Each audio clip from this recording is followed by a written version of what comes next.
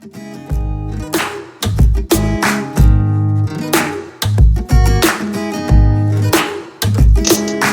where do I want to start? Well, basically, I wanted to do an introduction so that I can kind of introduce myself to you, and hopefully I'll get to meet a lot of you as you register for the online course. My name is Fred Wallace. I've got 14 years in the logistics industry. I've built 2 successful businesses. I've been in Miami now 5 years, and I'm from Baltimore, Maryland originally. Those 2 businesses, I had a trucking business, and now I'm currently moving with Apex Global Logistics. That's my company that I have now. And I'm from Emerson Village originally, and Baltimore has been a lot in the news lately for negative publicity, but I need to say that Baltimore created and helped to mold me into the man that I am now. It definitely made me more tough in terms of knowing the blue collar side of things, and Miami taught me more of the white collar side of things. And I say all that to say that you can obtain any goal that you choose to chase if you believe in yourself and believe in that goal that you're chasing. And I'm proof of that. My biggest thing when it came to doing this whole thing was authenticity. And I hear that all the time. I've heard it from a lot of different people who, proclaim to have authenticity. Some do, some don't. But my goal was to be able to have you be able to research anything that you may hear from me and be able to see it for yourself. Case in point, if you go to my Instagram page, you'll see worldwide_friendly. You'll get to see a lot of the receipts or, a lot of the pictures and of different operations that I've been a part of and just the adventures that I've had since I've been government contracting and freight brokering. One of my biggest things that I wanted to hopefully come across doing is to let everybody know that no matter who you are, you can build a business. Whether you're poor, rich, black, white, yellow, purple, you can build a business. And a lot of times you see folks who have built businesses and you see them and they may not necessarily look like you. And hopefully I give a different perspective on that. I know that I speak differently. I know that I interact with folks differently. That doesn't change my ability to conduct myself in a professional setting. That does not make it so that people do not take me seriously when I am in the professional setting.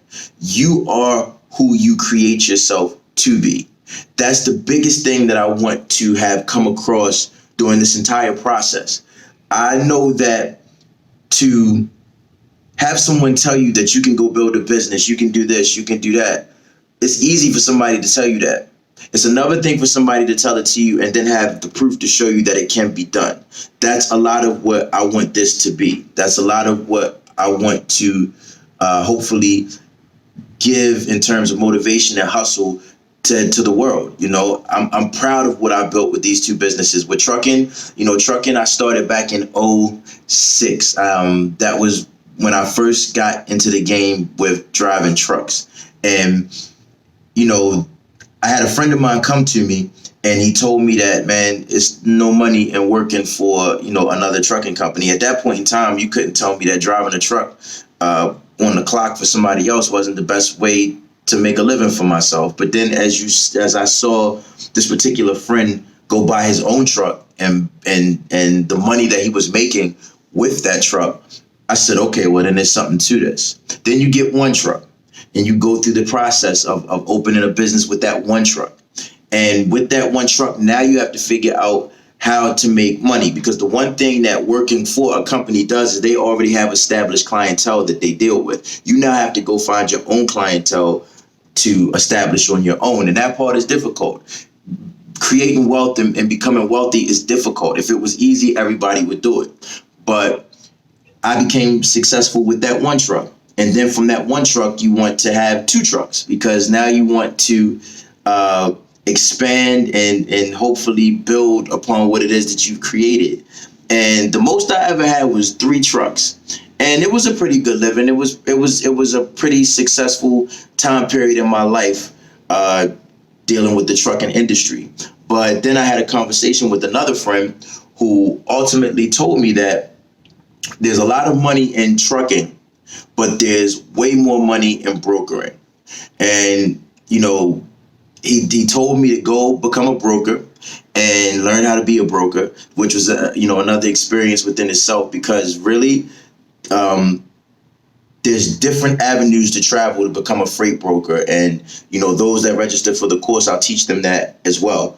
But the thing that he told me was, once you learn how to freight broker, you should go try to get a job with a freight brokerage firm.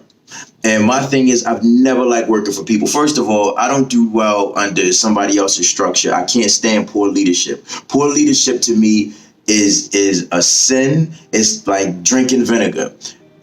And often I have been fired. I don't like working under other people's structure. Even though within my own business, I've had to create my own structure, I don't like working for other people's structure. So I would end up being late for work, which is a bad thing, but it was a good thing, depending on how you look at it. But I just didn't do well with other people's structure. So he told me to go get a job at a freight brokerage firm, one of the larger, competitors. And I told him, I said, man, I'm not doing that. I'm going to create my own freight brokerage firm. I'm going to create my own brokerage house. And he just laughed at me and said, good luck with that, and just laughed me off. Fast forward to 6 months later, and it's a process. All of it is a process. You can't expect to say, I've learned a few things, because I really didn't know anything when I first learned how to freight broker. I didn't know anything. But you can't really say I know everything within 6 months. You know maybe a few basics, some fundamentals, but you don't really know too much. And I tanked. I'm not gonna lie to you. I went out there and I tanked. But I didn't give up. And I had a good support system, and I had good folks behind me during this time period. And what happened was, I went to the same friend and asked him, did he have any customers or anybody that he could basically refer me to get my business started. Now, keep in mind, I had a business partner for the freight brokerage firm, and he had invested money, I had invested money, he had invested more money than I had invested, and my biggest thing was not wanting to let him down. And not only because we were friends, and I've been friends with this guy since we were kids, because I knew that he had put so much into it, I didn't want to let down on my side of what was asked of me. So, I went every angle, and that's the thing about building businesses, okay? You have to be willing to put yourself all the way out there. It's different when you have children, and you have responsibilities where you really can't put yourself all the way into it, because you have to make sure that they eat and that you're taking care of your responsibilities at home. Whereas it was just me, there was no wife. I had an ex-wife, but there was no wife, and I could just chase it, and I could go after it with no hesitation and no inhibition. And that's the thing that I truly say when it comes to establishing and building your own business. You have to have the ability to put yourself all the way out there, and if you fail, it's going to hurt. It definitely hurts, but don't be afraid to fail. That's one of the biggest things I tell people, is don't be afraid to fail. Again, your failures aren't what defines you. It's what happens after your failures that are going to define who you are as an entrepreneur.